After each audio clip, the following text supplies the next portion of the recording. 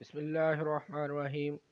صحیح بخاری حدیث نمبر 324 حضرت حفصہ بنت سرین سے روایت ہے، انہوں نے کہا ہم جوان لڑکیوں کو عیدین کے لیے باہر نکلنے سے منع کیا کرتی تھی۔ ایک عورت آئی اور بنی خلف کے محل میں اتری، اس نے اپنی بہن کے واسطے یہ حدیث سنائی اور اس کے بہنوئی نے نبی صلی اللہ علیہ وسلم کے ہمراہ 12 غزوات میں شرکت کی تھی، اور خود ان کی بہن بھی اپنے شوہر کے ہمراہ 6 غزوات میں شرکت کر چکی تھی۔ اس بہن نے بتایا کہ ہم زخمیوں کی مرہم پٹی کیا کرتی تھی اور مریضوں کی تیمارداری بھی کرتی تھی۔ میری بہن نے ایک مرتبہ نبی صلی اللہ علیہ وسلم سے دریافت کیا، اگر ہم میں سے کسی کے پاس بڑی چادر نہ ہو تو اس کے نماز عید کے لیے باہر نہ جانے میں کوئی حرج ہے؟